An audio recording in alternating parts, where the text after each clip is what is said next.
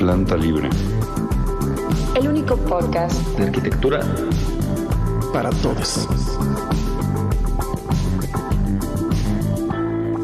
Hola amigos, bienvenidos de vuelta a su podcast favorito para los y los no arquitectos, el podcast de arquitectura para todos, Planta Libre, y yo soy @MariaNeón. Estamos más que contentas el día de hoy, como bien decía Gabri, gracias a Gabri y todo, Chipe y demás que nos están facilitando el espacio, que nos albergan a todos aquí, y a Zaida por su generosidad de compartir el tiempo con nosotros.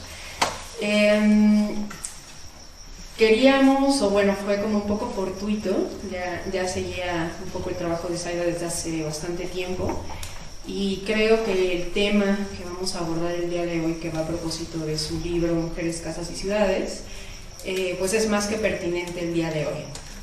Siempre lo ha sido, pero creo que hoy por hoy se habla mucho más, nos damos mucho más cuenta de todo lo que está sucediendo a nuestro alrededor, y las tres somos arquitectas y tenemos esa fortuna de hoy por hoy poder ejercer esa profesión que pues no se podía hacer desde antes. Muchas mujeres no tuvieron la suerte de poder estudiar en una universidad, mucho menos estudiar arquitectura, y de eso habla un poquito el libro. Entonces, muchas gracias, Aida, por acompañarnos hoy. Muchas gracias a Fer y a Úrsula, que son cómplices en este proyecto y que están aquí y que también son parte del equipo y que van a aportar su perspectiva. Entonces, para los que nos están escuchando y viendo a través de la transmisión en vivo en nuestro canal de YouTube, recuerden que pueden dejar ahí sus mensajes, sus comentarios. Gracias a todos por seguirnos, por escucharnos, por estar pendiente de las redes, en Instagram. Ya saben que tenemos que hacer los anuncios de cajón, lo siento. Esto después va a salir en Spotify como siempre. Entonces, no dejen de darle like a nuestra página en Facebook, en Instagram como @plantalibre.podcast, en Twitter como @plantalibre_ y en nuestro canal de YouTube, que es muy importante que se suscriban y que le den la manita para arriba y que tilden la campanita para que este contenido, que es muy valioso, Zaida y otros más invitados que hemos tenido a lo largo de ya estos 5 años de existencia, pueden llegar más y más y más lejos, y de pronto nos llegan mensajes de amigos y amigas en otros países. Tenemos colaboraciones con personas que están en otro lado del mundo completamente, y eso es gracias a ustedes. Entonces, bienvenidos, y pues vamos a arrancar. Ahora sí, Ursu, ¿te gustaría empezar? Pues, si se puede. Yo traigo como dudas existenciales concretas, no sé si es la mejor manera de empezar, pero iremos directo al grano. Una de las reflexiones a las que le he estado dando vueltas después de leer el libro, y pues la verdad es que ya las he traído en la cabeza durante un rato, es que lo que queda muy claro es que necesitamos diferentes maneras de ver cómo hacer la arquitectura, de experiencias, visiones que han estado opacadas como por un relato lineal que ha sido muy difícil de complementar con otras cosas.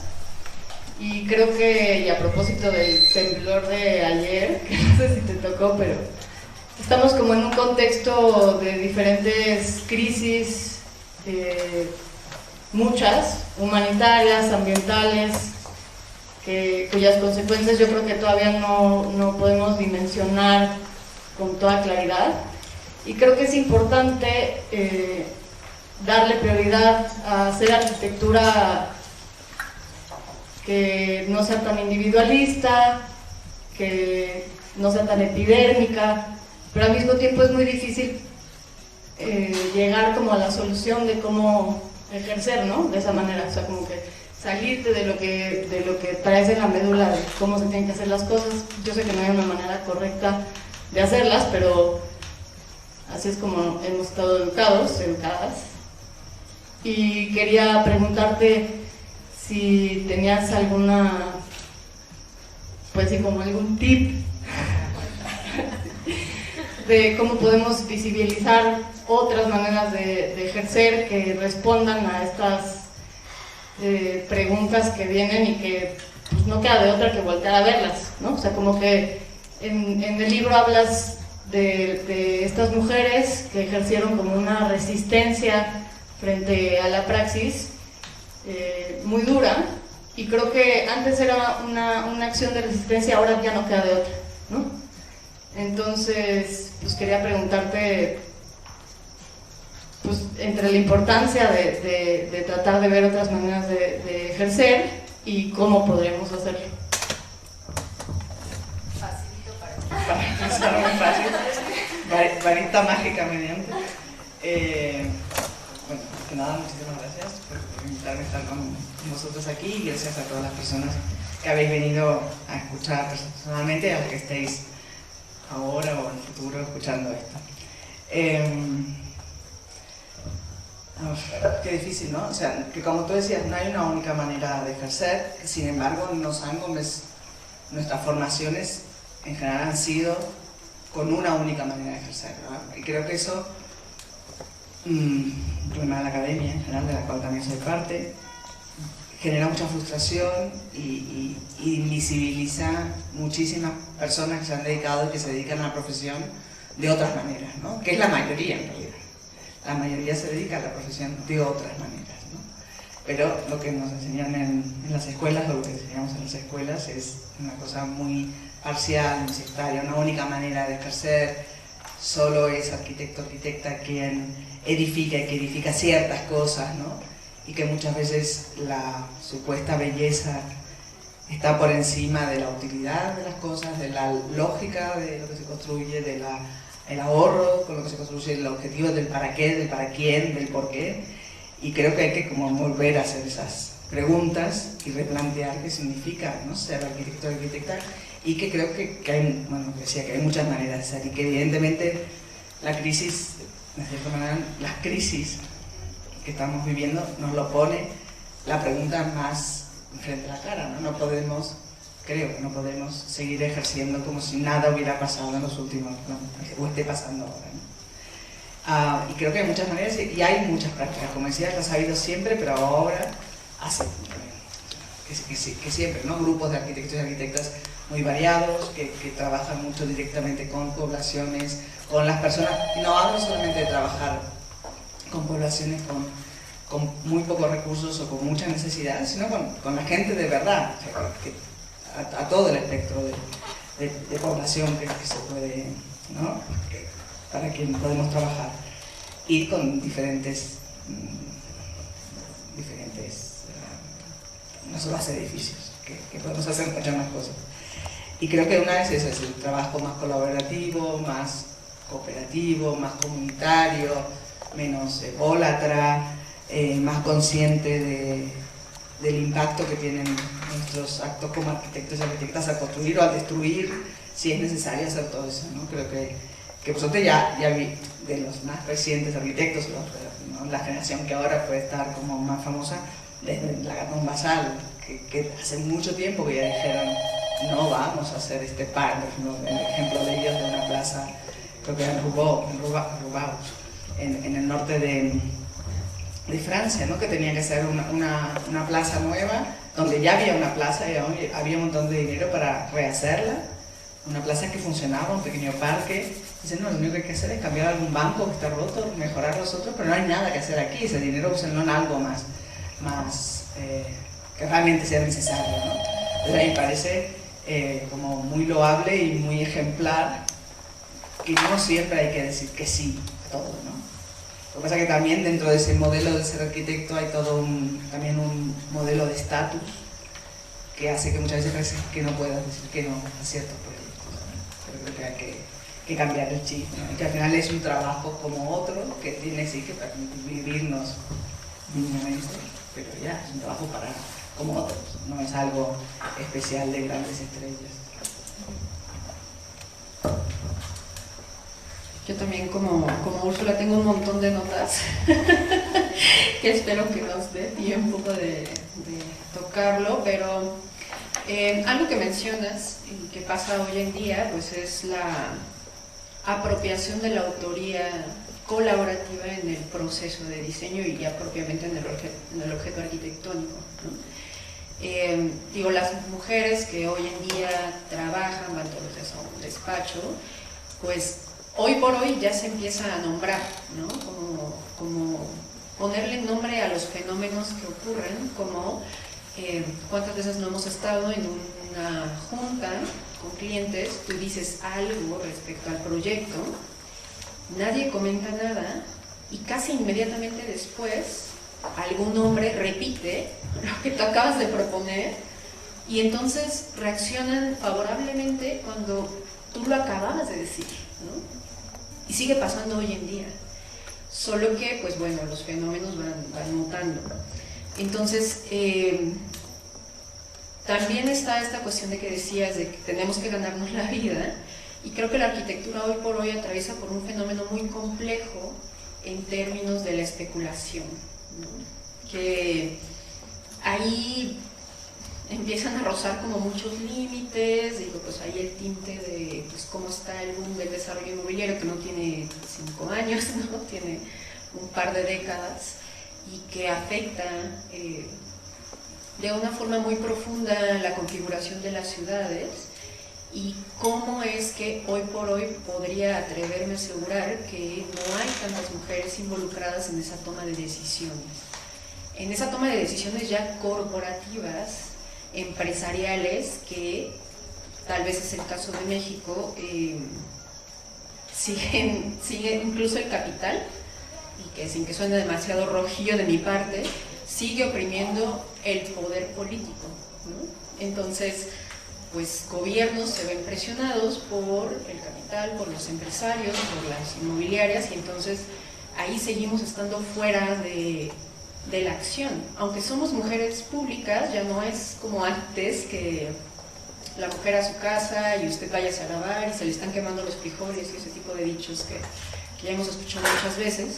Ya somos mujeres activas económicamente, políticamente, pero como todavía las decisiones están en las manos del capital, ¿no? Y que cada vez es más grande y más cuantioso y más poderoso, seguimos fuera de la toma de decisiones, aunque hay muchas mujeres, conocemos personalmente a varias, que están involucradas en estos procesos de diseño participativo, colaborativo, en comunicación con los usuarios y con el lugar. Entonces, pues, ¿qué opinas tú de esto, Zaida? Bueno, creo que son dos mundos, ¿no? Una cosa es la profesión de las arquitectas y arquitectos que están trabajando con la gente en los lugares, resolviendo problemas reales, y otra cosa es el mundo de las finanzas aplicadas a la ciudad, que no tienen nada que ver.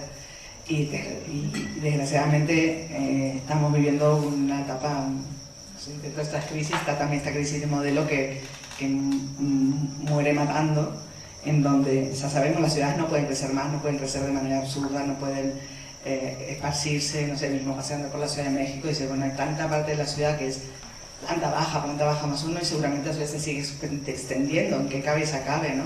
En que se acabe ir centralizando todo y no pensar en que hay que descentralizar, que las ciudades tienen que tener un tamaño adecuado, pero a las finanzas le interesa, al mundo financiero, que está metido en la construcción en general de viviendas que nunca serán habitadas, pues no les importa nada de eso, ¿no? Entonces eso es algo que están afectando a todas las ciudades del mundo, a cada una escala diferente, pero que es muy problemático porque se construye más, aumenta como el precio especulativamente de la producción, pero no es real, y a la vez cada vez hay más dificultad en cualquier ciudad del mundo de acceder a la vivienda, pero sin embargo se construyen más viviendas que nunca en la vida, ¿no?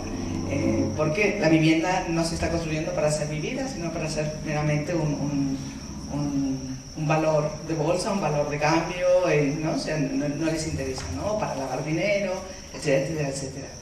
Claro, es un problema que no lo resuelve ni una ciudad ni un país solo, ¿no? Realmente es una cuestión mundial donde hay un sobrante de dinero que va a parar a lo opaco que es la construcción también, que es otra de las cuestiones, ¿no? Y que pueden hacer subir artificialmente el precio del suelo, el precio de vivienda, porque tampoco está en su fin vender nada de todo eso, sino es un activo financiero que hace que determinadas empresas valgan más, y además estas determinadas empresas al final son muy pocas en el mundo.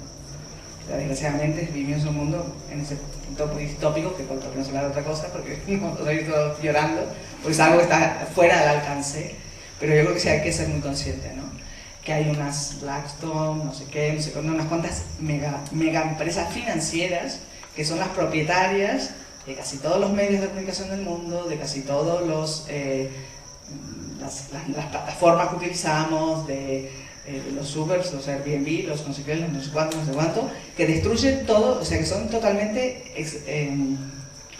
extractivistas y destruyen todo donde se ponen, y es hacer dinero sin importar sus reflejos. Y lo peor es que todos estamos dentro de esa misma cadena porque aparentemente necesitamos usar todos esos servicios, desde un WhatsApp a unos días de vacaciones, ¿no? Entonces, ¿cómo hacemos para nosotros mismos, en nuestra vida cotidiana, intentar cambiar eso?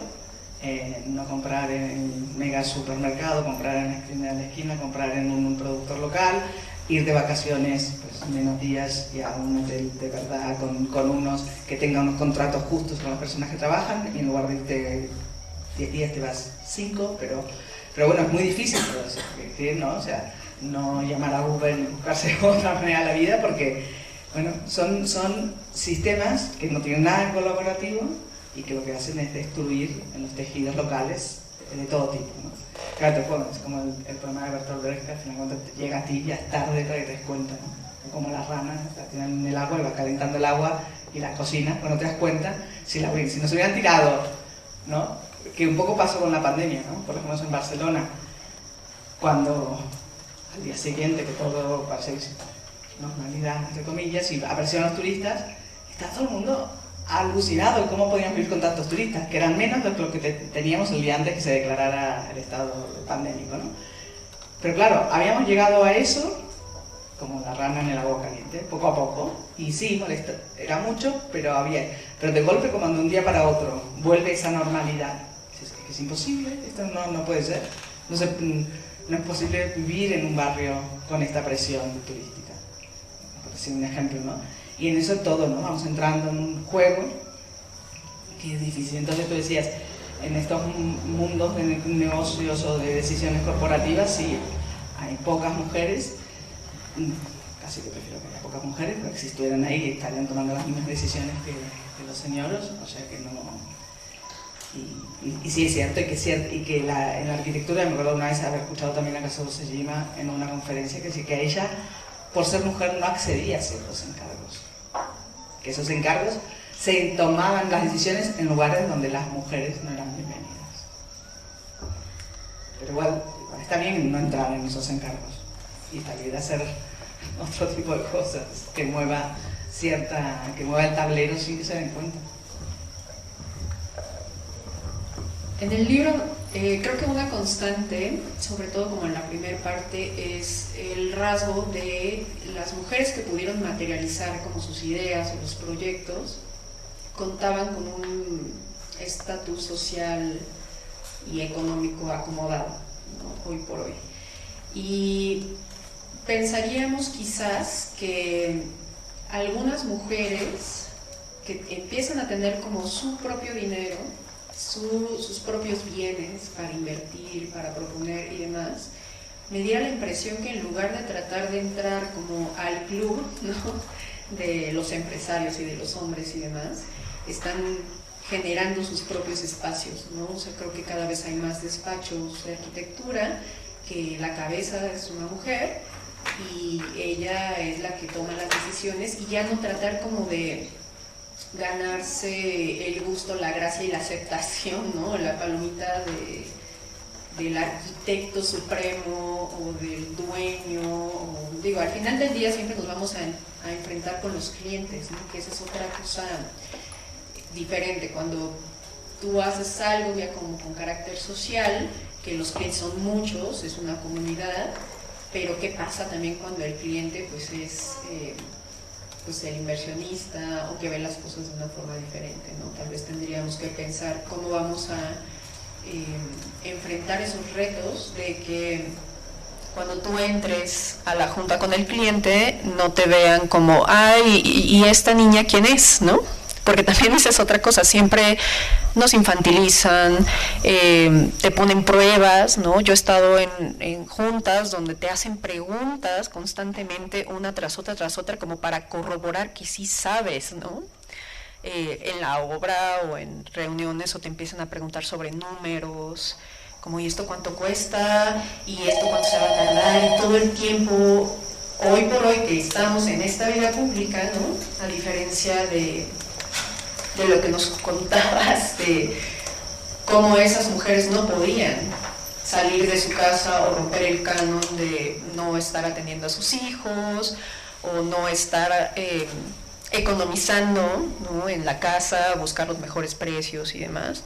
Entonces, al final del día solamente se va modificando las exigencias del sistema, y perdón que ya esté bien manoseada la palabra, ¿no? Pero patriarcal, en el que todavía estamos inmersas. Entonces, a ver, lo voy a pasar ahora a Úrsula. Pues yo justo sobre eso, y más o menos por ahí iba la primera pregunta, como que las prioridades en cómo ejercemos siempre han estado basadas, y lo explicas muy bien, en un sistema de valores masculino, en un solo punto de vista, ¿no? Entonces, algo que me interesó muchísimo es que dentro de la lista de mujeres del libro hay puntos en común con preocupaciones distintas y respuestas distintas a las que ya se habían en sus tiempos, como como el estilo internacional, ¿no? O sea, como prioridades distintas, eficientar, como tratar de hacer un proceso más colaborativo, tener en cuenta detalles, ¿no? O sea, no ver como una obra de arte en la arquitectura como objeto, sino como algo, una acción política y social, ¿no? Yo creo que lo que está complicado es que después de toda esa historia, que además es muy reciente, de mujeres con nuevas ideas por sus propias experiencias, aún ahora no hemos valorizado esos principios como tendríamos que hacer frente a la emergencia, ¿no? Y yo creo que, y esta es otra pregunta, que en la labor, también como dentro de las oficinas, el mismo sistema de valores es el que tiene prioridad, ¿no? Entonces me imagino que la información, los medios de comunicación siempre van a favorecer estos mismos despachos y relatos heroicos, y pues la verdad es que si los otros tienen respuestas a los problemas que tenemos ahorita, pues cómo le podemos hacer para darle más visibilidad, que no es solo escribir un artículo, ¿no? O sea, es como una cosa de poner no formarlo un tabú, sino hablarlo todos los días, en el salón de clases, con amigos, pero creo que como que aún sigue estando súper opacado. Entonces, además de relatarla en la historia, como lo que podemos, o sea, lo que hicieron todas estas mujeres, que es muy impresionante, pues cómo lo podemos llevar al diario, ¿no? O sea, en nuestra práctica. Bueno, esta es una de las cosas que sí.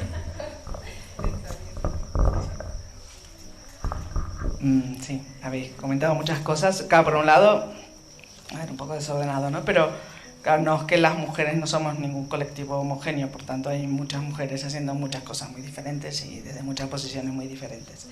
Pero si pensamos que estamos hablando de una mujer que es feminista y que tiene una conciencia de cuál es su rol, el rol asignado, de dónde está, también de su condición de clase o raza, etcétera, sus privilegios, y si es capaz de verse, ¿no? en el tejido en el que está, pues por ahí sus acciones puedan ser diferentes, no por ser mujer, ¿no? Y lo mismo en general con los hombres. O sea, hay hombres que también pueden hacer las cosas de una manera diferente si son conscientes de ese privilegio, de esos lugares, de privilegios de diferente índole, ¿no? Entonces, por ejemplo, cuando habláis de las mujeres que están en el libro, en donde hay una cierta como trabajo más colaborativo, apoyo, sororidad entre las diferentes protagonistas, porque eran conscientes de ese lugar.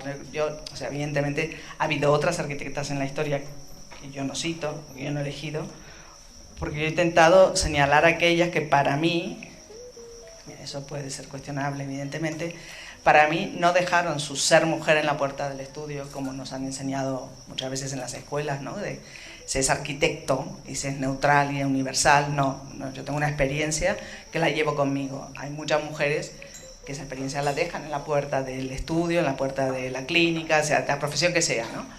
Entonces a mí las que me han interesado para investigar son las que para mí llevaban esa mochila de ser mujer consigo a la hora de ser una profesional. ¿Qué quiere decir esa mochila de ser? Un rol de género asignado que te hace vivir la vida de una manera diferente y que te da una experiencia diferente de la vida. Y llevarla para poder dar respuesta a necesidades que tiene ese rol, que es imprescindible por otro lado, y que no está visto desde este binario que organiza la sociedad. No es para permanecer en ese rol, sino para realmente dar soluciones, encontrar problemas que si no, no tendrían soluciones, ¿no? Y por otro lado, el cuerpo sexuado, que también son diferentes y nos hacen experimentar muchas cuestiones de manera diferente, ¿no? Entonces, para mí eso es lo importante, ¿no? Poder llevar, y desde ahí yo creo que la manera de actuar sí que será diferente, porque tu misma experiencia te hace vivir, si eres consciente, ¿no? De desigualdades, las tuyas, y entonces ver otras que hay más allá de las tuyas, y buscar necesidades que no están siendo atendidas desde una mirada falsamente neutral, universal, o desde la arquitectura entendida como espacio, como elemento o objeto, entre comillas, bello, ¿no?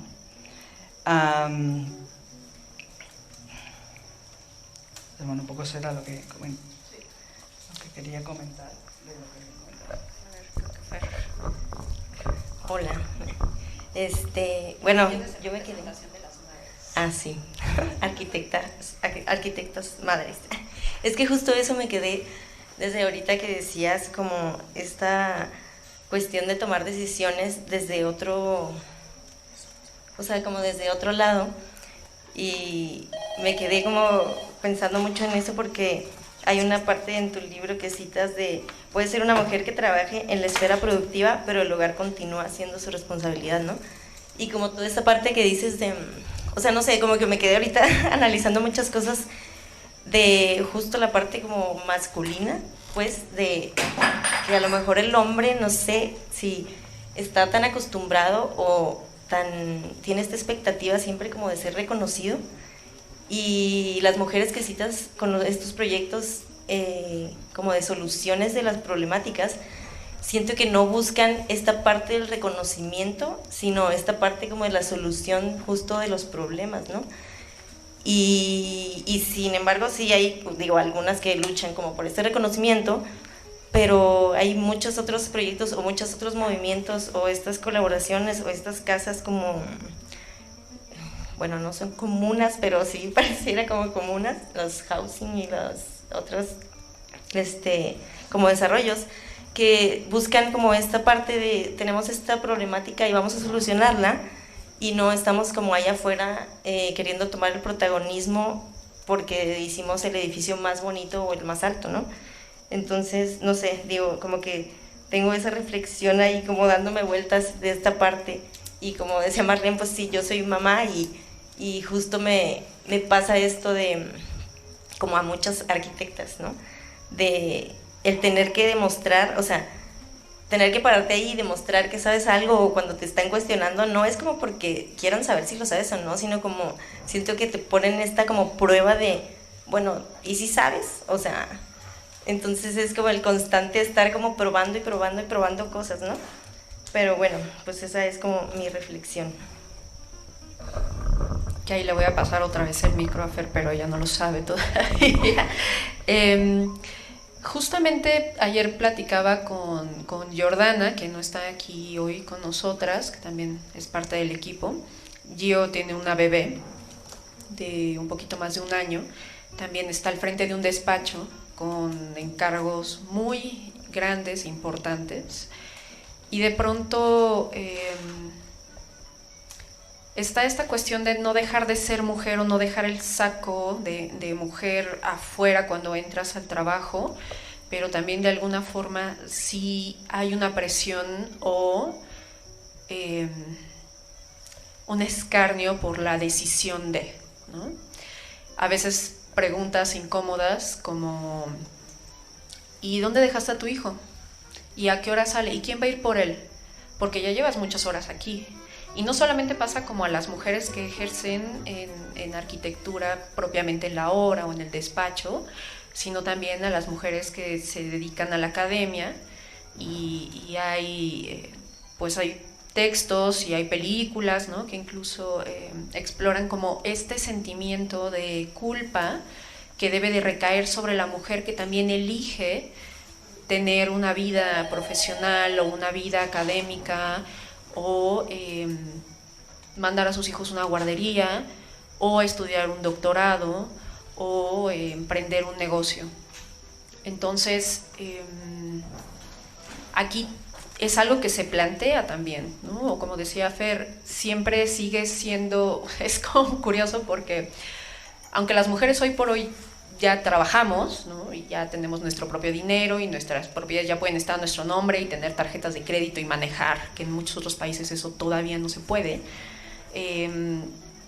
es hacer eso más tus responsabilidades del hogar, más tus responsabilidades de crianza, y si descuidas alguno de esos, eres una mala mujer, ¿no?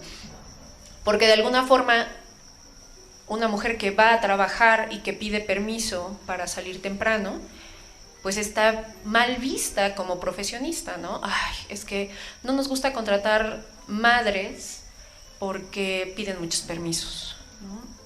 Entonces, de pronto, a lo largo de la lectura del libro, empiezan inevitablemente los paralelismos entre cómo era entonces y cómo es ahora, y de alguna manera la carga no se aminora por estar en la vida pública, sino que se agrava. Y adicional a eso, ¿no?, como la mujer pública y política también como ahora objeto de consumo. Entonces, no solamente es sé una mujer trabajadora, sino tienes que lucir de esta forma como para verte profesional, porque si no, ¿cómo se te ocurre ir en pants aunque hayas ido a dejar a tus hijos y después saliendo del trabajo tengas que ir a otro lado? Entonces, pareciera que al igual que las mujeres empujan, ¿no?, como al sistema social, también el sistema social regresa el empuje con más y más y más presión, que el eco se amplía porque hay nuevos factores, ¿no? Quizás antes los medios eran unos cuantos, pero hoy en día todos tenemos un medio, ¿no? Todos pueden tomar fotografías, videos, compartir, poner su opinión y se hace pública. Entonces ya no solamente es el ojo del periódico o después del canal de televisión, ahora es el ojo de todo mundo, ¿no?, sobre las actividades públicas de la mujer. Entonces, pues bueno, te lo vuelvo a pasar, Zaida. Vale, bueno, muchos temas abiertos en general. Claro, por un lado, a mí dentro de las crisis que tú decías al principio, hay la crisis de los cuidados que ha recaído y sigue recayendo sobre las mujeres. A veces la mujer profesional o profesionista, como decís, tiene el privilegio de poder hacer recaer el cuidado sobre otras mujeres, que estas dejan a sus hijos o a sus cuidados solas muchas veces, ¿no? Entonces también hay que ser consciente de eso. Entonces tenemos que, dentro del cambio desde las mujeres, tienen que moverse en relación a reconocer los cuidados necesarios para la vida de todo el entorno, pero poderlos resolver de manera más comunitaria, colectiva, pública, y no que recaiga en esa madre, en esa mala madre que se va a trabajar y deja sus hijos, en caso de, ¿no?, con otra persona, que a su vez... porque también hay, ojo con el discurso que es, trabajamos, y es cierto que hay cuestión de leyes que sí que hasta hace 60 años o 70 en muchos países occidentales no podíamos tener una cuenta de banco, trabajar, etcétera, Pero también no dejemos de mirar que estas apreciaciones son muy de un grupo también de privilegio, que somos las profesionales, una clase media y media alta, y eso no lo podemos quitar. Somos privilegiadas, todas las que estamos aquí. Entonces, ¿cómo hacemos para no seguir aprovechándonos de nuestro privilegio también? Eso es súper importante. Para eso tenemos que luchar, todos y todas, por unas sociedades que se hagan más colectivamente responsables del cuidado de esos niños y esas niñas, bueno, ¿no? Para poder realmente tener libertad de elegir el trabajo. Evidentemente, después también está que los discursos sean los discursos, pero también las políticas y las leyes, ¿no? Porque al final, para eso que tú decías, es cierto, una madre, muchas veces el hecho de tener hijos hace que muchas mujeres no puedan acceder a ciertos trabajos porque, claro, pedirán bajas. Bueno, una manera es que tengan, por ejemplo, la baja paternal-maternal sea igual y obligatoria para ambos. Entonces ya el tener hijos no deja de ser un hándicap para una mujer. Es un hándicap, entre comillas, para un hombre y para una mujer. La baja la tendrán ambos, obligatoriamente y no transmitible. Parte del movimiento feminista no está muy de acuerdo en eso, porque las mujeres tener la misma baja tampoco, bueno, es igual. Pero yo creo que es muy importante, porque entonces ya deja de ser la mujer aquella que te va a faltar por cuidado de los hijos, ¿no? Aunque insisto que son preocupaciones reales e importantes, pero que pertenecen a un grupo de privilegio, ¿no? Por ejemplo, en países muy avanzados, como no pueden pensar que Suiza, hace un tiempo una arquitecta muy capaz, que había hecho un máster en Harvard, ahí había conocido a su pareja, tenían hijos, salió un trabajo a él en Suiza, se fueron a Suiza, muy bien, yo conseguiré, en Suiza hay mucho trabajo. Nunca consiguió trabajo ella, porque iba a la entrevista y le hacían la pregunta si tenía hijos o hijas. Sí, ¿y tiene familia aquí? No, y entonces ¿quién lo va a cuidar? Fuera, no hay trabajo para ti. Porque las guarderías no existen como servicio social, son solamente para la gente muy pobre, que no irán los suizos a limpiar las aceras de las veredas, o a limpiar lo que sea. Entonces esta mujer quería estudiar, quería hacer algo, pero estaba presa, estaba desesperada, porque realmente no podía, y me decía, yo no soy una mala madre, yo no estoy juzgando, pero realmente aún en un país que se supone muy avanzado, se sigue asignando a las mujeres el rol de cuidado. Y en todos nuestros países, ¿no? Sigue habiendo un porcentaje muy alto de responsabilidad de las mujeres de los cuidados. Entonces yo creo que es algo a trabajar de manera conjunta, ¿no? De quién cuida, cómo podemos hacerlo de manera colaborativa, cooperativa, comunitaria, porque los cuidados no son individuales, son colectivos, aunque nos hayan querido hacer creer que son privados. O sea, quien no puede pagar a una persona que venga a trabajar y cuidar, cuántas veces se ha acudido a la amiga, a la prima, a la hermana, a la madre, a la tía, etc. Por tanto, no ha cuidado solo la madre, ha cuidado la comunidad de mujeres, eso sí, en general de mujeres.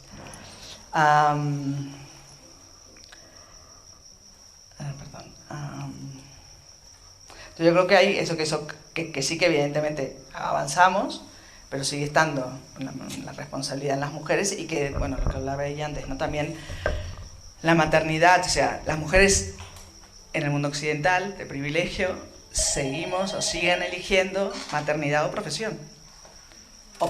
Opción que no se plantean los hombres, ¿no? Entonces, porque sigue existiendo esta injusta asignación que ya Simone de Beauvoir, en su libro El segundo sexo, ya demostró que no es ninguna capacidad intrínseca de las mujeres el cuidar, lo podemos hacer hombres y mujeres, al final es una educación, y que en ese camino tenemos que ir, porque no es justo tener que elegir una cosa o la otra solo las mujeres, ¿no?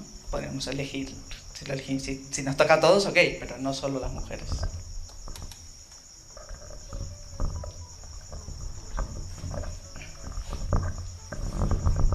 Yo estaba pensando ahora, es imposible separar como los sistemas de opresión, ahorita muy puntualmente voy a hablar del capitalismo y del patriarcado, y como voy a hacer una comparación de la opresión que ejercía sobre las mujeres el tiempo que tenían que estar en casa, ¿no? O sea, como para la cocina, por eso también los esfuerzos de eficientar todos los diseños respecto al mobiliario y también como estos análisis de la cantidad de espacio que abarcaba una casa y los espacios inutilizables y igual no necesarios, ¿no? Y como que ahorita pensé en que otro sistema que también no nos permite seguir manifestándonos y exigiendo nuestros derechos y manteniendo como nuestra capacidad de ser sujetos activos política y socialmente, pues es el mismo trabajo, ¿no? O sea, como que de repente es tanto el tiempo del otro lado de... Ajá. ya no solo de estar en la cocina, ¿no? Como la reflexión de las mujeres de tu libro, sino también pues el tiempo que le tienes que invertir a básicamente sobrevivir, ¿no? O sea, porque el sistema capitalista tiene unos valores de jerarquización y explotación que también pues, son de control, ¿no?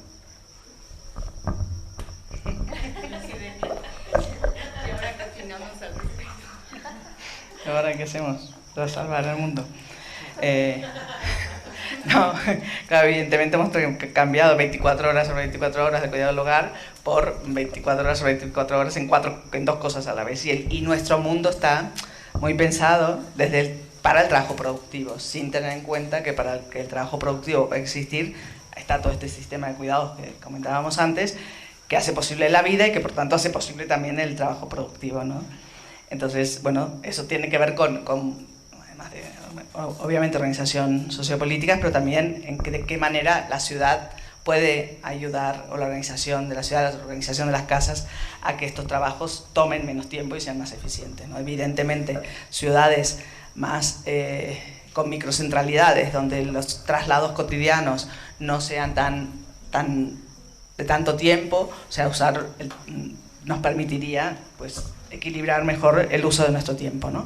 Y como tú decías, claro, las mujeres que explico en el libro, o sea, uno de los temas que las mujeres empezaron en el 19, se empezaron a meter con cuestiones de arquitectura, era evidentemente la vivienda. Y la vivienda, ¿por qué? Como decía Úrsula, era porque buscar la manera que el trabajo del hogar les lleve menos tiempo, porque a pesar que la revolución industrial ya llevaba 100 años de andadura y las máquinas habían avanzado, no así ningún tipo de máquina para el hogar. Sí, las máquinas industriales para ciertos trabajos del hogar, como puede ser para un hospital o para un hotel, lavanderías, cocinas industriales como más eficientes, pero no para el hogar, porque no interesaba, evidentemente, quitarle esas tareas a las mujeres para tenerlas ocupadas y que no quisieran ir a otro lado. Entonces son las propias mujeres que empiezan a pensar cómo hacer para que estos espacios sean más eficientes. Que hay también una crítica de cierto feminismo norteamericano que habla, vale, que muchas de estas mujeres que pensaron en hacer casas, cocinas más eficientes, nunca cuestionaron el rol de la mujer como responsable. Bueno, también hay sin embargo, sí ha habido otra mujer que sí planteó casas sin cocina, ¿no? Si la educación hasta el siglo XVIII se realiza en los interiores domésticos, si la sanidad, o sea, se nacía y se moría y todo el proceso dentro de las casas, y todo eso va saliendo de la casa porque requiere de espacios específicos y conocimientos específicos, esta mujer, Lucina Fay Pierce, piensa, bueno, ¿y por qué no la cocina? Que también necesita conocimientos específicos, máquinas específicas. Entonces propone que las casas no tengan cocina. Bueno, no tengan cocina, no tengan lavadero, todo lo que es trabajo se vaya a sitios específicos. Entonces ahí sí habría ya no son las mujeres las responsables. Esta mujer planteaba que podían ser cooperativas de las mismas amas de casas o un trabajo externalizado a cualquiera, hombres o mujeres. Entonces sí que hay esta preocupación de ver cómo, ¿no?, sacar el trabajo. También todo esto es paralelo a los movimientos sufragistas, que al final para poder ser activa políticamente también tiene que tener tiempo, ¿no?, para poder salir a pedir cosas. Pero creo que hoy estamos como o sea, como dices, el trabajo productivo lleva mucho tiempo, el dominio sobre el tiempo, sobre los tiempos, es una manera de dominio, de opresión y también no solo porque estamos hablando de dos tipos de tiempo, ¿no? El productivo o de trabajo productivo y el reproductivo, pero también estaría todo el trabajo comunitario, ¿no? que es imprescindible para cualquier avance. Por tanto, habría que empezar a pensar en otra distribución de tiempo y trabajo, pero también insisto que en el caso de Latinoamérica en general, claro, podemos estar hablando, por ejemplo, ciertos movimientos hablan de bajar el tiempo de trabajo, no el sueldo, y para poder dedicar tiempo a lo colectivo y comunitario. Evidentemente, si tú trabajas 8 horas, te trasladas 2, 10 y comes una 11 y tienes que cuidar, pues ya evidentemente para lo comunitario, lo político, lo colectivo no te queda tiempo, ¿no? Claro, otra vez volvemos a los privilegios. Eso es posible en una sociedad donde la mayoría de la población tiene un trabajo reglado, con un contrato y con un sueldo fijo. Claro, ¿qué pasa cuando la población, 50 o un 70% de la población trabaja en el mundo informal? Pues claro, no, tampoco ya no cuenta, ¿no?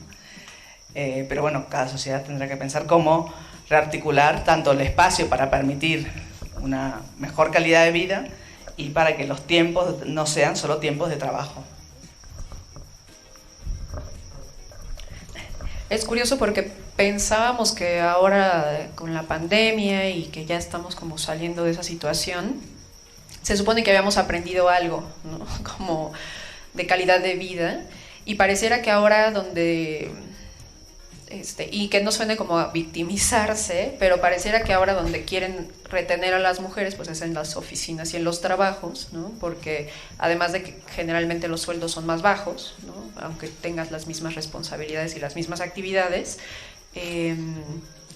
Voy a citar a Valeria Angola, que escuchaba en otra ocasión y que decía sobre, ella es una mujer racializada, colombiana, que vive aquí en México, y dice: hoy por hoy el tiempo en casa ya es privilegio. ¿Por qué quieren venderme la idea de que yo quiero comer en la calle cuando cocinarme es un acto de amor propio? Es un acto para mí y para mi familia. ¿Por qué tenemos que pensar que todo lo que es exterior es mejor?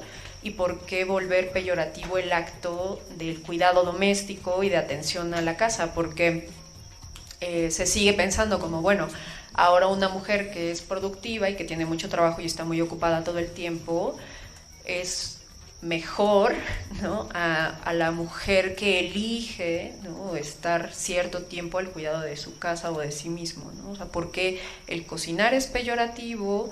Porque el pasar tiempo en tu casa tiene que significar hoy por hoy un privilegio. Ya casi nadie hace home office, por ejemplo, o el teletrabajo que también dicen, y está la excusa de la necesidad del acto presencial, ¿no? Para discutir ideas o vigilar, ¿no? Porque sigue existiendo como este fenómeno del vigilar la producción o la productividad. Y entonces, en efecto, ¿no? Yo hay muchas ocasiones que podría decir que no conozco a todos mis vecinos de cara, ¿no? Porque cada quien sale a diferentes horarios, todo el mundo está corriendo, todo el mundo está apurado, y ¿cuándo te vas a involucrar con esta vida pública? ¿Cuándo te vas a enterar si a ciertas horas del día hay conflictos o ruido, si simplemente no estás ahí? Entonces ahora como que el espacio de acción de las mujeres sí es muy público y sí son espacios colaborativos, pero que también te están alejando como del espacio comunitario, porque ya no eres un miembro tan activo de la propia comunidad. Entonces también son como preguntas interesantes a poner en la mesa cuando tomemos esa decisión o busquemos que no solamente se reduzca la jornada laboral, porque también eso depende de muchos factores, ¿no? Sino que revolucionemos la manera en la que incluso nosotros como clientes exigimos el trabajo, ¿no? Porque siempre todo es para ayer, todo urge, a los clientes les urge, entonces presionan a los contratistas y a los diseñadores, y entonces se vuelve como una vorágine de una carrera contra el tiempo y de una poca valorización de los procesos. Entonces hay un montón como de huecos en el mismo proceso que fomentan una cultura laboral explotación, pero que obedece, y otra vez regresamos como a lo mismo, a la presión del propio capital y a la presión de la producción del objeto arquitectónico, ya no como una necesidad intrínseca de la sociedad para ciertas actividades, sino como un mero objeto especulativo y comercial, ¿no? Porque hoy en día pueden ver en todos lados anuncios sobre invierte ladrillos, ¿no? Invierte en ladrillos y recupera tu inversión en 5 años o en 3 años, y entonces ya no estamos pensando en cómo es que nosotros socialmente actuamos o convivimos con el objeto arquitectónico y la ciudad, sino solamente se piensa en producir bollos o panes para que pues, compres un montón y después, como son con cierta harina, la gente los va a querer y tú los puedes dar al precio que se te antoje. Y sigue sin haber una regulación en términos como gubernamentales para poner un tope o un freno a ese disparo desorbitante de los precios, ¿no? Pero, pues bueno, eso va como más en función de cómo aún en la vida pública nos estamos separando de la vida colectiva. Yo ahorita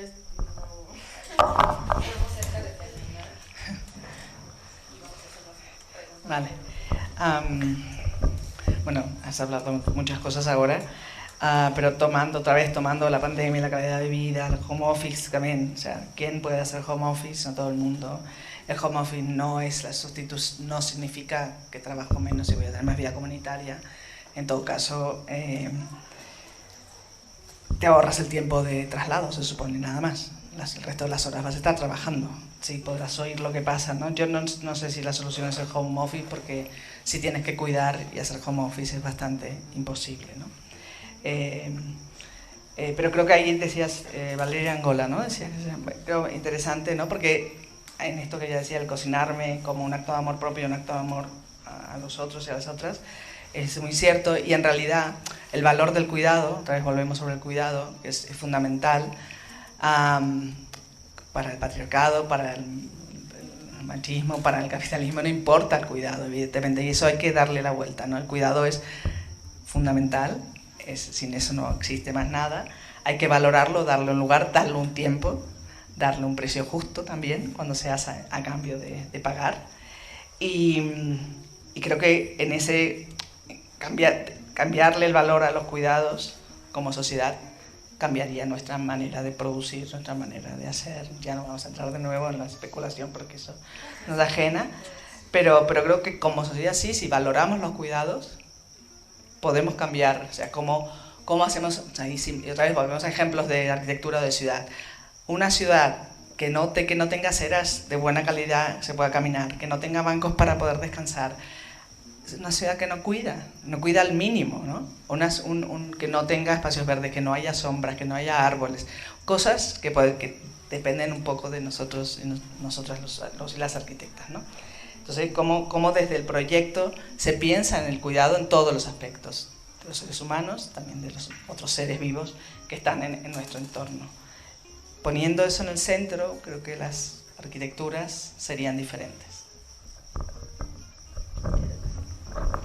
Pues no, nada más como recordar esta parte en el libro donde mencionas justo estas comunidades que tienen mucho esto de como red de apoyo, ¿no? Y lo que decías de las microcentralidades, y mencionan como todo un plan de cuidado hasta de los ancianos, de recibir a las viudas, de centros de educación para los niños chiquitos. Entonces es como que vamos avanzando, digo, y eso pasó hace un montón de años, ¿no? Entonces es como avanzarle y luego retroceder otra vez 100 pasos. O sea, con esto como que me pone a pensar que ahora es como, pues sí, todo como súper individualista, y como decía Marlene, que no conoces ni a tu vecino, ¿no? O sea, pasas tanto tiempo afuera trabajando para vivir y vivir para trabajar, que no te das cuenta de lo que pasa alrededor y pues se consume tu vida como que en esta dinámica, ¿no? Y en toda esta cultura de la inmediatez, como dices, de la demanda de lo quiero para ayer, o sea, estos son proyectos, o sea, súper rápidos que te exigen demasiado tiempo y no se valora justo eso, como todo el proceso que lleva, y nosotros, pues es como un círculo vicioso, ¿no? O sea, vamos mal acostumbrando como al cliente o a la sociedad o a esto, a que lo puede tener rápido, y tú en ese proceso estás sacrificando justo todo este cuidado, todo este tiempo, toda esta, pues sí, calidad de vida, ¿no? Sobre esto de la inmediatez, que sí, lo podemos ver, como decías, en la profesión, pero vuelvo también al acto de cada persona de manera cotidiana, ¿no?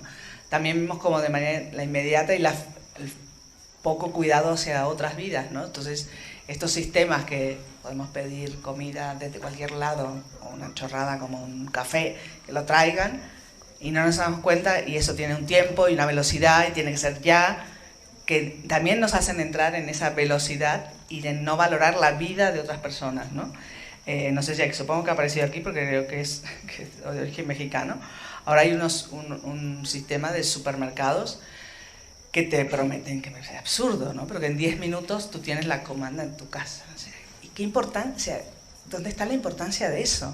Pero está el sistema y hay gente que corre por unos pasillos a lo loco, también corren en Amazon, o sea que, insisto, que podemos pensar que solo es nuestro trabajo profesional de arquitectos que no es valorado, es que en la rueda no valoramos ningún trabajo y eso sí está en nuestras manos pararlo, ¿no? Entonces creo que la reflexión la tenemos que llevar no solo a que nosotros somos un trabajo y que nos piden para ayer, que es cierto también, y que no se valoran los procesos, que también hay que incorporarlos y entenderlos, pero que nosotros diariamente lo hacemos en nuestra vida, en las cosas más nimias. Entonces, para cambiarlo hay que cambiarlo desde ahí también. Es que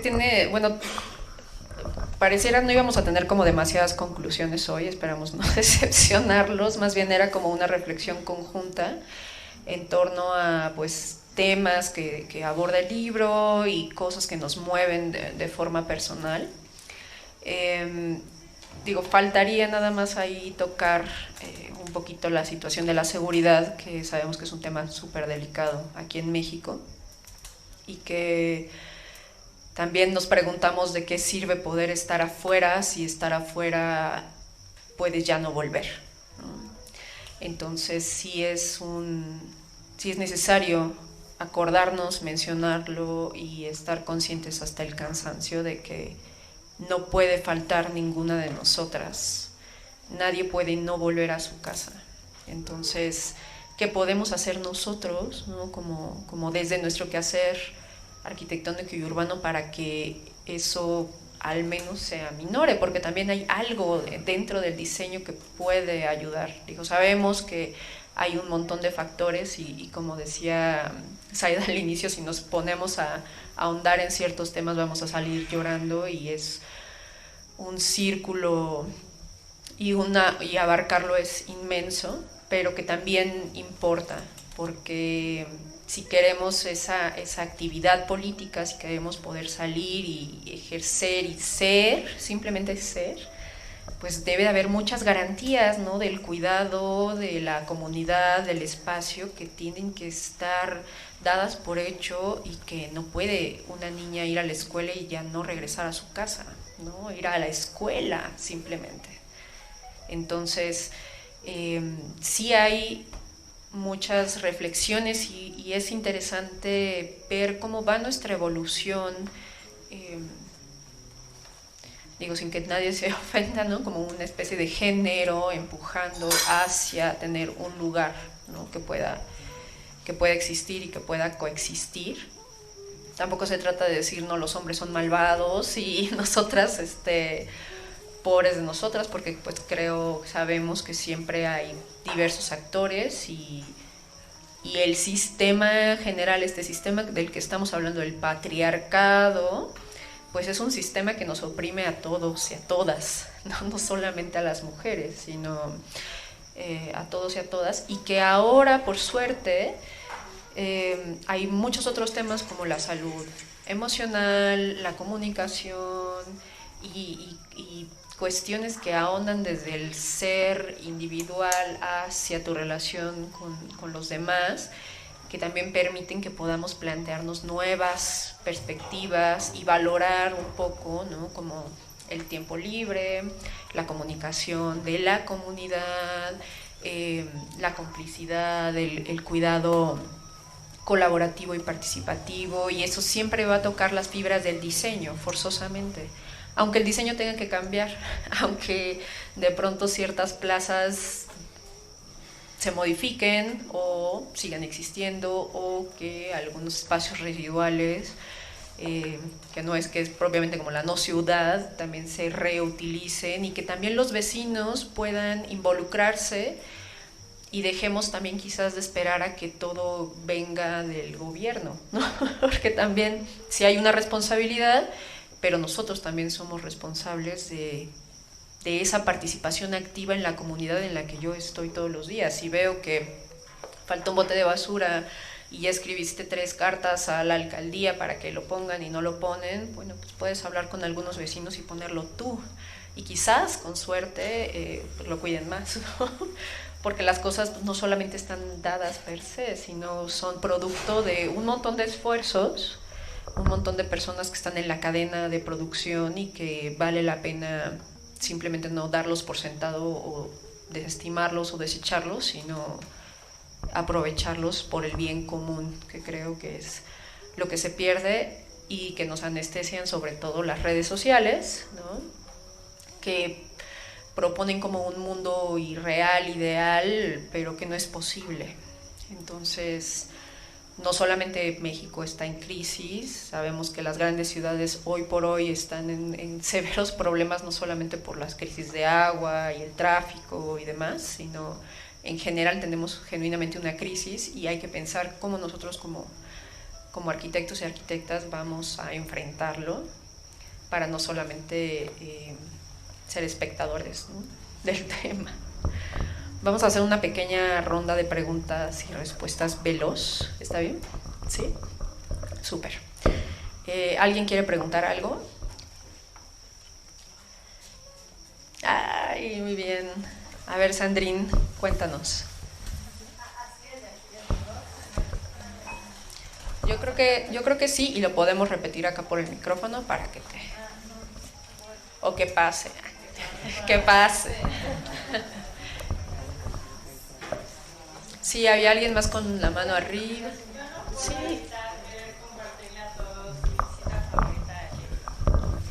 Que dice, el desafío es construir un espacio sin género ni orden patriarcal y por lo tanto sin jerarquías.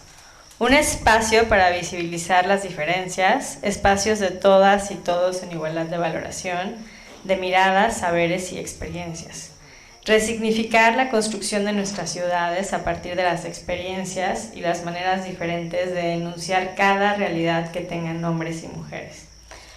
Para ello es imprescindible nombrar el mundo en femenino, desvelando que en el campo de la arquitectura y el urbanismo las aportaciones de las mujeres han sido tanto teóricas como prácticas, y resaltando especialmente aquellas que tienen como factor común la experiencia personal como primera fuente de conocimiento e información, porque son aquellas capaces de enunciarse y construirse desde otro lugar.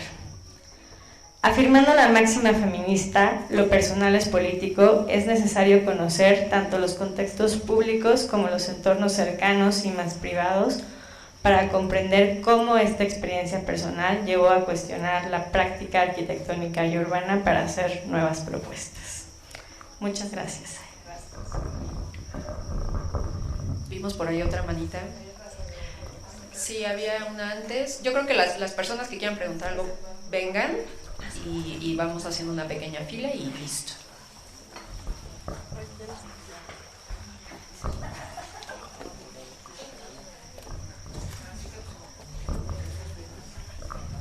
Ay, bueno, hola. Bueno, más que una pregunta, voy a ser esa persona nefasta que dice un comentario. Yo también estuve ayer en la charla en la Facultad de Arquitectura y me quedé con muchas ganas de decir muchas cosas. Y ahora que las escucho a las 4, me queda el mismo comentario y la misma pregunta, que es, ayer te preguntaban cómo la academia podía cambiar, y más que yo creo que cambiar la academia o cambiar el despacho, creo que nos estamos olvidando que también existe como este desligue fundamental en la arquitectura, en la que vemos como el despacho, la academia y la obra como 3 entes totalmente diferentes y totalmente ajenos entre ellos, cuando realmente no lo son y cuando realmente existen dinámicas muy parecidas pero también muy diferentes, en las cuales en la facultad, en la academia, no te preparan para cuando estás en el despacho, y no en términos de conocimientos, sino de dinámicas, ¿no? Entonces, yo siempre digo eso, ¿no? Que al final la academia o la facultad es un oasis con todas sus limitaciones que puede tener, pero que llegamos como al extremo opuesto, que es pues la obra, en la que realmente ves todas las desigualdades y todas las dinámicas patriarcales, nefastas que pueden pasar, y que hay gente que vive de eso, y hay una mujer normalmente, si no es que ninguna, y también es porque pues, no se nos da acceso a todo eso, ¿no? No se nos da acceso, y cuando hay alguien es expulsada totalmente, bajita la mano, pero es expulsada totalmente. Entonces, a mí sí me queda como esta duda de que, duda, comentario, no sé, en dónde vamos a realmente, o qué tenemos que cambiar, ¿no? Para poder, pues, hacer esto. Me encantó esta onda de que cuidando y los cuidados son colectivos, porque creo que es una manera muy masculina hasta cierto punto verlo, como que una sola persona o una sola pareja tiene que cuidar a alguien o algo, cuando tenemos que ser todos. Y pues hasta ahora creo que ya se me olvidó todo lo demás que iba a decir, pero bueno, era básicamente eso, y pues espero como colectivamente también encontrar estas respuestas, ¿no? a tantas cosas, y principalmente encontrar nuestro lugar como mujeres, como madres, como hermanas, y como arquitectas, obviamente, ¿no? Bueno, muchas gracias. No sé si alguien me presenta.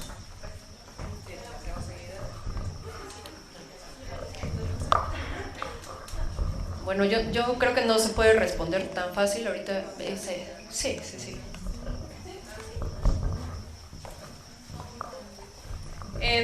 Creo que la pregunta es, ¿qué tanto nos conviene como mujeres seguir señalando que los proyectos son para mujeres?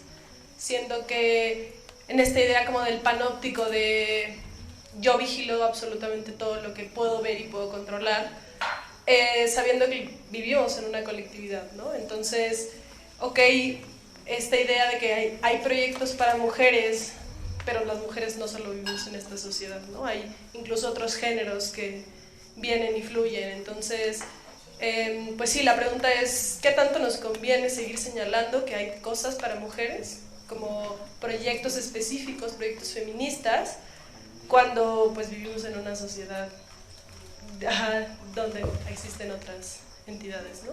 Entonces, esa es la pregunta.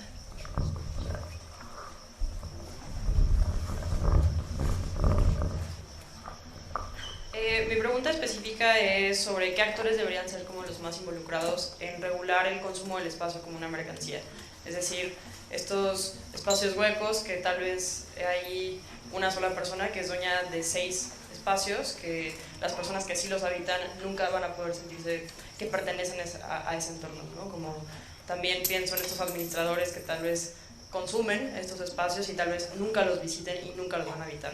Entonces, pues, ¿quiénes son las personas, tanto comunidades como gobiernos, etcétera, e incluso academia, que deberían de estar involucrados en esta, pues, regulación?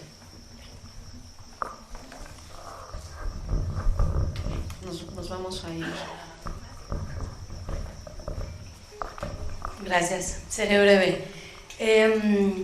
Siento de repente como un miedo desde el gremio de nombrar el Estado o el mercado como un ente completamente patriarcal, es decir, entender que no es un adjetivo patriarcal el que le ponemos, sino que lo patriarcal del Estado y el mercado es un pilar fundamental, y en ese sentido, siendo la arquitectura parte fundamental del mercado, ¿qué tanto es la arquitectura un instrumento espacial súper violento de imposición y de homologación de estilos de vida y de formas de vida?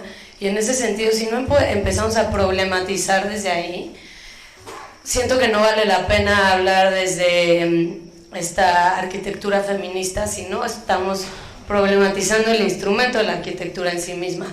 Es decir, mencionabas cómo Kazuyo Sejima ni siquiera le invitaban a ciertos proyectos o tenía la posibilidad de rechazar, que creo que rechazar en este momento se vuelve fundamental para el gremio, que es algo que muy pocos arquitectos saben hacer, pero también creo que desde esas posturas de poder como Kazuyo Sejima habría que problematizar más profundo, inclusive la propia explotación laboral dentro de su oficina, ¿no? O irnos más allá a la problemática de la arquitectura desde la extracción de materiales, las cadenas productivas, la superioridad del trabajo intelectual sobre el manual. Entonces, si no empezamos a cuestionar el mismo instrumento colonial, patriarcal que es la arquitectura, ¿desde dónde podemos hacer alguna diferencia?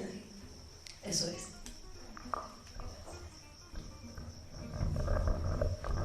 Vale, algunos comentarios sin soluciones y ninguna receta, o sea, cada quien que actúe desde su lugar y de su conciencia y desde la agrupación y lo colectivo, creo que eso es, sí. Bueno, primero la academia, bueno, a ver. Sí, o sea, cuando hablábamos de la academia, preguntabas, ¿la academia puede cambiar? Evidentemente la academia en parte es un oasis, pero no solo, como decías, pero no solo eso, o sea, puede preparar de una manera u otra, puede preparar para pensar en colectivo, puede preparar para pensar en comunitario, o puede preparar para pensar en individualista y ser un buen esclavo del sistema, digamos. Entonces ahí también la academia puede elegir qué tipo de formación da o de cómo nos conformamos, ¿no? Yo nunca he dicho que los proyectos son para mujeres. El proyecto feminista es un proyecto de inclusión, un proyecto evidentemente yo hablo desde la experiencia mía de mujer, y que entiendo que la experiencia, que es la mitad de la población, pero un 40% de la población, no sé, de mujer, que tiene que ver con unas asignaciones de roles, de género, que lo hagan hombres o mujeres, pero es un rol asignado, despreciado por el capitalismo y por el patriarcado, tiene que ponerse en primer plano. Y esos proyectos no son ni para mujeres ni para hombres, son para la humanidad, que tiene en cuenta las diferencias, pero que no pase como al día de hoy, que las diferencias generan desigualdades, las diferencias del tipo que sean.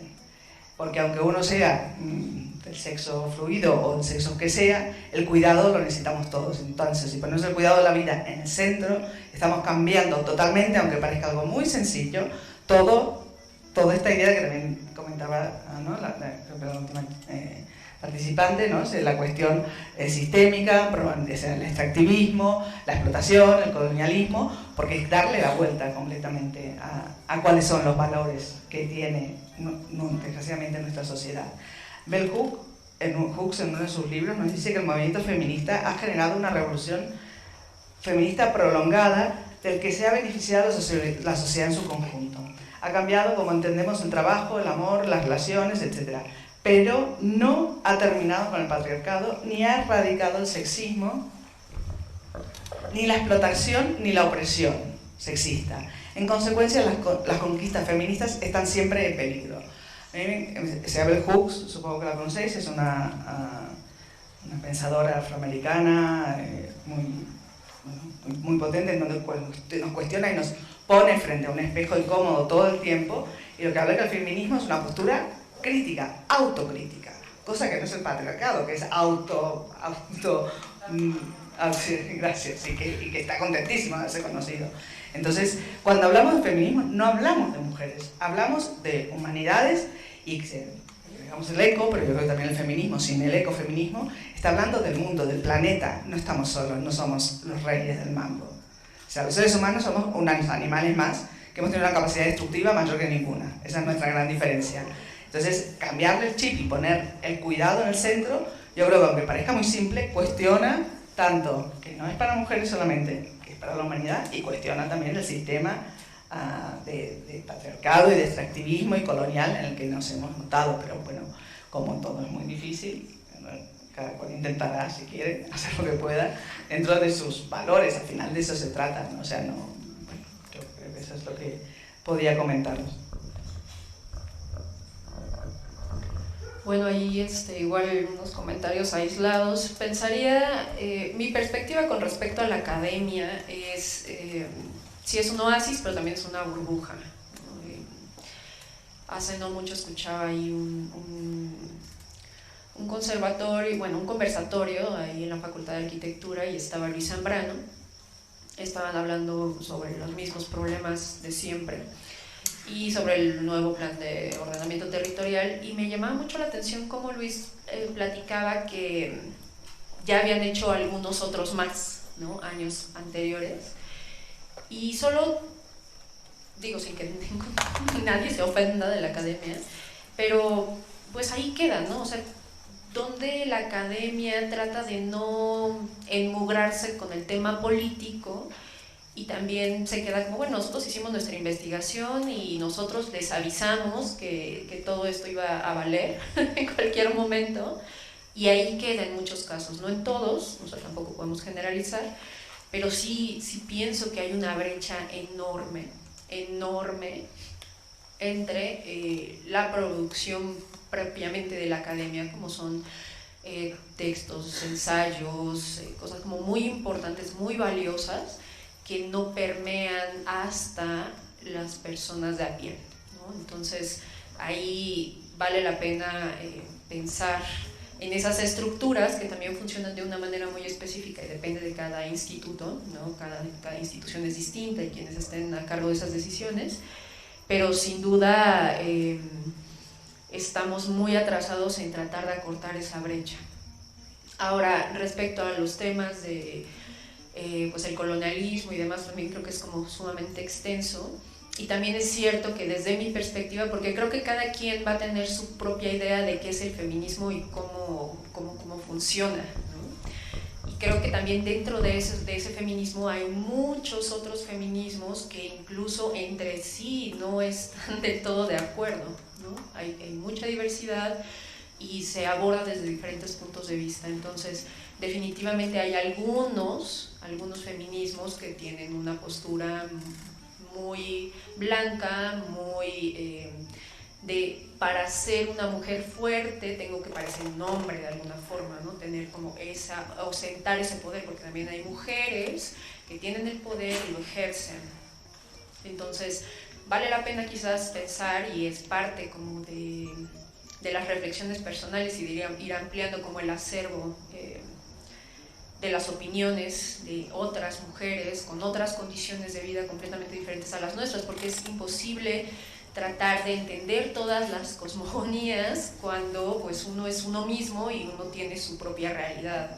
Entonces yo no podría hablar sobre cómo vive el feminismo una mujer racializada que tiene una posición económica distinta a la mía, o un trabajo, un quehacer diario diferente al mío, pero sí puedo empatizar con su forma de pensar o con sus necesidades particulares. Entonces creo que vale entender que el espectro es mucho más amplio. Definitivamente yo no podría hablar desde la postura de una persona transgénero o demás, ¿no? Porque creo que ni tengo los conocimientos al respecto, ni estoy en esos zapatos, pero sí podemos empatizar, ¿no? Que creo que eso es lo importante. Creo que ya, te lo paso. Sí, esa luz me tiene así de ya en un universo paralelo. Yo como reflexión, conclusión, creo que una de las cosas que más rescato de tu libro y de la importancia de la representación de las mujeres en la historia es que yo no me había dado cuenta hasta hace muy recientemente del valor que tiene nuestra presencia en el gremio y de lo que ha costado que lleguemos hasta acá. Entonces creo que tu libro, en contraposición o adición a la historia que nos habían presentado, es un acto de protesta de lo más valioso. ¿Hay alguna otra pregunta o comentario? Porque ya vamos a cerrar. ¿No? Pues bueno, muchas gracias. Gracias a todos por venir. Gracias, Fer.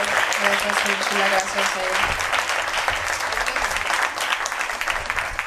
Pues bueno, muchas gracias a todos por escucharnos, por estar aquí hoy. Estamos de vuelta después de un poquito más de 3 años de no vernos, de no tener audiencia, y pues ya, cerramos. Yo soy @MariaNeón. Yo soy Fer Arriola. Está complicado pasar el Instagram, pero Úrsula Rebollar. Y señores, muchas gracias. Gracias a todos.